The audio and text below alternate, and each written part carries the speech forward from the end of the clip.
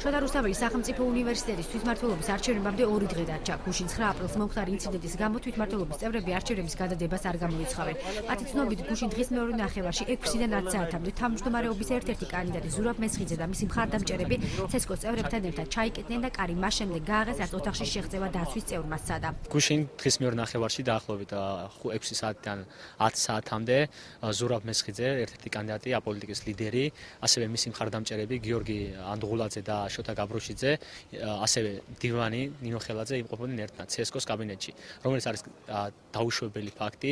უნდა დადგეს აუცილებლად მთლიანად ცენტრალური საარჩევნო კომისიის პასუხისმგებლობის საკითხი და ზურაბ მესხიძეს, როგორც თვითმმართველობის თავმჯდომარეობის კანდიდატს, არც მორალური, არც ნეობრივი, არც ეთიკური და არც სამართლებრივი უფლება აღარ აქვს, რომ მონაწილეობა მიიღოს უკვე არჩევნებში. დაცვის სამართლებრივი პროცესი შეეცადა კარების ბუდის გამოღება, შიგნიდან გააღეს კარები და როცა შევედით, იქ იყო ძალიან ისეთი ისტერიკული სიცილი და მოგვიხსენიებდნენ ძალიან ისეთი ქუჩური ტერმინებით. ცესკოს ერთ-ერთი წევრი, რომელმაც ინკოგნიტო დარჩენა ითხოვა, კომენტარზე უარს ამბობს, თუმცა ახსნა განმარტებით ბარათში წერს, რომ ცესკოში არსებულ დოკუმენტაციას არავის შეხებია და თუ საჭირო გახდა, იგი დაკავებულ თანამდებობას დატოვებს.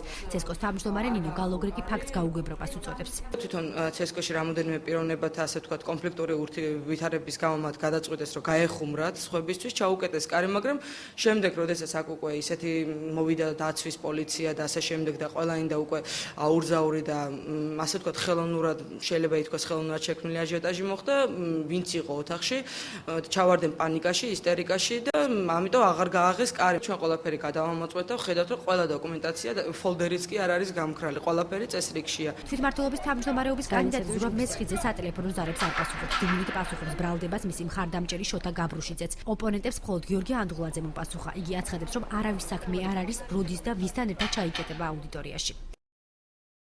საერთოდ რატო იძევთ ამ საქმეს? იმიტომ რომ ეს იყო ჩემი პირადული, ჩვენი პირადული და რატოა საჭირო რომ ეგ გასუქდეს ტელევიზიით, ვერ ვიგებ. მეგობრებთან ერთად რომ გადავკეტო კარები არასდროს სამუშაო დღეს არ შეიძლება. ინციდენტის თანამონაწილე ილია ურუშაძე ამბობს, რომ მომხდარს აუცილებლად გააპროტესტებენ. იგი არც არჩევნების ჩატარების მომხრეა, რადგან ცესკოს არ ენდობა. საიას იურისტი ზურა თავბერიძე კი ამ ინციდენტში სამართლებრივ გადაცდომას ვერ ხედავს. როდესაც სამუშაო საათის შემდეგ ერთ-ერთი კანდიდატი შედის, ესე ვთქვათ, ცესკოში და 4 საათს ატარებს იქ, ეს არის ძალიან დიდი დარღვევა და მე გამიკვირდება ყველა იმ სტუდენტის, რომელიც ცესკოს მინიმალური პროცენტით ენდობა. სამუშაო საათებში და არა მარტო სამუშაო საათებში. შეიძლება უქმე დღესაც, ასე ვთქვათ, შეიკრიბოს ცესკო, ხო, საკუთარ კაბინეტში.